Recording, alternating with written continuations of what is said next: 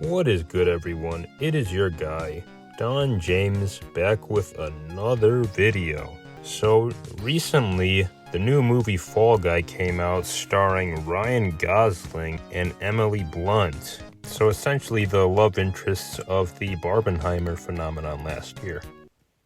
Okay, well technically, Barbie wasn't really feeling Ken like that, so... Well, you get what I mean. But it came out a couple days ago, and I was actually looking forward to watching this film. Like, I was expecting this movie to be both like a critical success and a commercial success.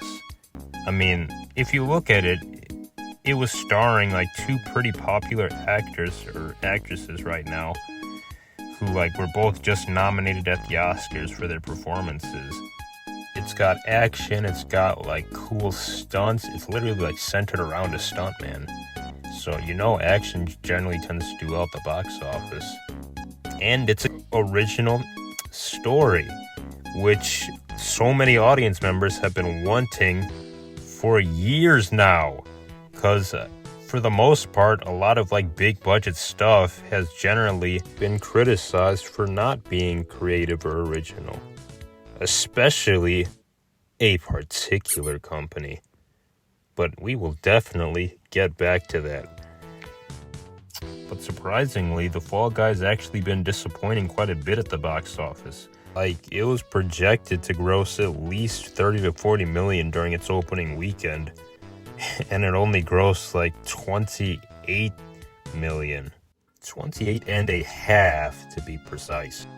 As of the making of this video, this movie is up to about 66 million at the box office. Yo, if this film fails to break even and manages to bomb at the box office, then it really lives up to its name as the Fall Guy. Okay, I'll definitely see myself out. So what's the deal with all these movies that are flopping and bombing and underperforming at the box office? Like, for the past 3-4 years, like, there's just been a ton of movies that have just been disappointing at the box office. Like, we had Cruella, The Suicide Squad, Matrix Resurrections, Lightyear, Babylon, Strange World, and oh my gosh, 2023 was an absolute mess of box office flops. You had The Marvels, Shazam 2, Dial of Destiny, The Flash, Wish, Quantumania, Blue Beetle. Even Mission Impossible 7 was a disappointment at the box office. There have just been a whole myriad of box office failures in the past couple of years. So in this video, I'll be breaking down my 4 main reasons for why I think this trend has been going on. Yeah, so this one should come to really no surprise. Like, COVID most definitely kind of turned the cinematic world upside down. Like, the amount of movies that got delayed or like released directly to streaming service after that happened was quite notable. And it's unfortunate, especially for 2021, where the world was just kind of starting to reopen. There were still like a lot of countries during that time that were still kind of on shutdown mode. So, I mean, you weren't really going to count on their dollars at the box office. But even in countries that were open, like, I mean, there were still a ton of people within that country whose brains were still on lockdown mode. And you were definitely not going to get those people's butts back in the seats of a crowded theater room. Also, when it comes to China, they were one of the last countries to reopen. And as we all know, Hollywood loves that China money. Especially, anyway, since then we've been about 3 years removed from all of that. But I still think we're kind of feeling the after effects of COVID. And also, just to be clear, I don't necessarily think it's COVID itself, like the sickness is like keeping people out of the theaters. I think it's more so that the things that COVID restructured, it ended up like rewiring the way that people perceive the value of the theater. It began as just like a health concern, but it kind of extended on into a general decline in interest in the movie theaters altogether. But I'll flesh out a little more of that in some of my other reasons. So, a rather simple explanation for why so many movies have been bombing. The movies are just dog movies. But I think it may be a little bit more than that. Because, I mean, like, audience members would still probably have to go to the theaters in order to first get the idea that the movie's not good. But the thing is, they're not going to the theaters at all to even see it. I think an additional factor to this is just simply that a lot of these studios have tarnished their reputation, so people already kind of have a built-in dislike or disdain for a lot of these films. And just by the premises and the trailers, a lot of people are just lose interest immediately. Like, when it comes to something like Dial of Destiny, that was the 5th installment in a franchise that many people were already disappointed didn't just end with The Last Crusade.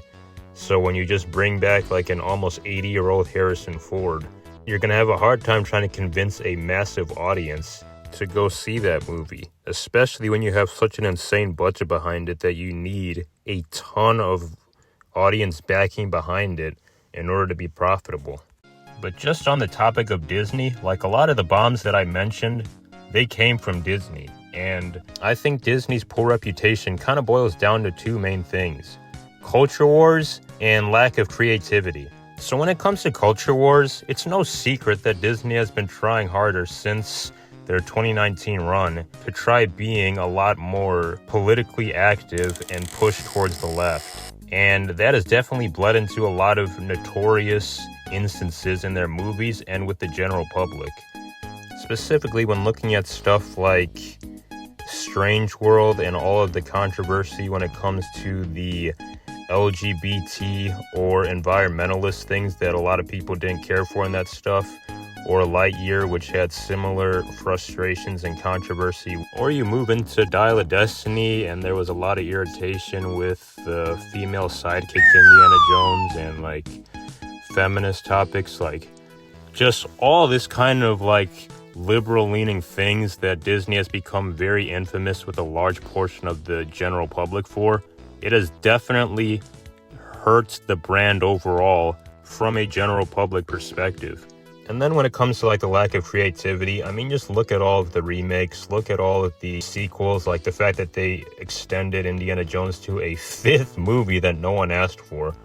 Lightyear being a spin-off of the Toy Story franchise. Like, Disney is definitely not really known for their originality nowadays. So Disney's lack of originality and insistence on leftist-leaning politics has definitely hurt their reputation pretty badly and heavily contributed to a lack of trust in their future works. But when it comes to the DCEU, I think that comes down more so to Warner Bros. Damaging the reputation in terms of how they manage the shared universe. Like, the fact that they openly announced that they failed so badly that they essentially have to go full endgame Thanos on the DCEU contributed to many of their box office failures. Like, no one really cared as much because they knew that it was ultimately going nowhere. Like, they admitted that it was going nowhere. And Flash is a little bit different because, yeah, I think it was affected by that too, but I mean, you just take one look at the trillions of stories on Ezra Miller and you'll immediately know why people don't want to see that movie. Plus, just take one look at the graphics. So while Disney may get like the most amount of attention given their cultural significance, there are other studios that damage their reputations pretty badly as well. Like, Disney is not the only studio who's been the author of their own downfall at the box office. So I think with the heavy emergence of streaming services, it clearly had its effect on how much people prioritize seeing things in the theater. Like, how many times have you heard this? Oh, I'll wait for it to come out on streaming. Like, the extreme prevalence of streaming services, especially that are owned by these big studios, they've kind of diminished the priority of needing to see a movie in the theater. And this is kind of like the second way that I think COVID's after effects have impacted the decline of movie box office numbers nowadays. Like, during the lockdown and the brief periods after it, many studios were releasing their movies like straight to streaming services, or they were releasing them as like dual releases, like they were releasing them both to streaming services and to theaters. And if people already have access to your streaming service, which one are they more likely to choose? Especially if you give them a free trial. Like, I remember for HBO Max in particular, I watched The Suicide Squad, Space Jam 2, and Godzilla vs. Kong through streaming services. And all of those movies probably would have been, like, decently profitable. Okay, maybe not Space Jam 2. But the rest of them probably would have been significantly more profitable if they were only released straight to theaters. And this is yet another way that Disney has been the author of their own downfall. And kind of Warner Bros. As well. Like, Disney released numerous movies, especially from Pixar, straight to streaming services. Like, you had Luca, you had Soul, and you kind of had Turning Red as well. And that probably hurt a good bit of the interest in seeing Pixar movies in the theaters again. But to even look at in general how Disney and Warner Bros. Got in trouble with, like, actors and directors for their decisions with streaming services.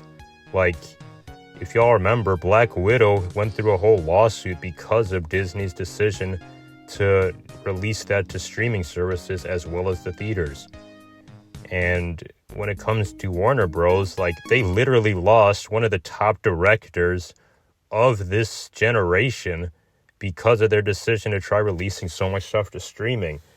And Christopher Nolan ended up going to Universal, which caused Warner Bros. To miss out on distributing Oppenheimer.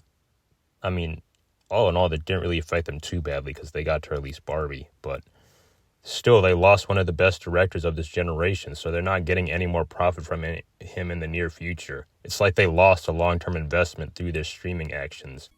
But in general, because of the streaming services that so many of these studios have, a lot of audience members just choose very carefully, like, what movies they decide to see in theaters. By the way, quick shout out to Universal. Like, even with their streaming service with Peacock, which is definitely not one of the most popular current streaming services, they've essentially been the most reliable and consistently dominant studio at the box office. Like, they released Mario, they released Oppenheimer, they're in control of a lot of DreamWorks stuff. Like Universal's kind of been the most consistent lately of good movies that have also been financially successful. I just wanted to touch on this last point briefly, and this is kind of another point that ties into COVID a little bit, but I mean, theaters in general have just gotten, like, more expensive. When theaters first reopened, like, the average movie ticket price was about $9.57. Now it's gone up to about $11 to $12 just to see one movie. And that's not even counting, like, popcorn and, like, bringing an entire family. Like, that kind of stuff drives down how many people are going to choose to see a movie in theaters, especially given all the other factors such as waiting for it on streaming. I mean, there's certainly other reasons besides COVID why movie prices have gone up, such as, like, the increased costs of IMAX and 3D technology, CGI. Like, that kind of stuff also drives up the cost of tickets. But as I said before, with streaming services and just the general shift that COVID caused in the general public's priorities, like, people are generally going to choose to save their money for the films that are the most popular or that they want to see the most badly. Like, that's kind of what happened probably to Mission Impossible, is that it was released at the same time as, like, the Barbenheimer phenomenon. So, even though a lot of people love Tom Cruise, they love Mission Impossible, and they loved the movie, people had to choose between watching that or watching the epic meme-driven fusion of atomic Barbies. And they chose the latter. And so did I, actually. So when it all comes down to it, I think that Disney and Warner Bros. In general are probably, like, the biggest victims of box office failures. But as you can see, Universal is also kind of suffering this fate with Fall Guy right now, even though I just sang their praises a couple minutes ago. So how should studios go about fixing this? Well, I mean, I think the most simple answer is just to give the public what they're asking for. Warner Bros. Is kind of doing that by restarting the DCEU, So in a way, they get to kind of distance themselves from a lot of the bad decisions that they made in the prior franchise. But at the same time, they're also like not necessarily giving the public what they want because they got rid of Henry Cavill. But that's kind of another story. Disney, it's kind of like a lot more obvious like what Disney needs to quit doing in order to, if they want to be profitable again. So I'm not even really going to go into that much. It's clear that the public at large is kind of tired of Disney's politics and unoriginality, and that Disney really just needs to cut all that out if they really want to be as dominant as they were in 2019 again. But I do hope that Fall Guy does better in theaters. It sounds like the type of movies that we as the audience have been asking for, so I definitely plan on seeing it in theaters, but it remains to be seen how profitable that film becomes. But that is the video.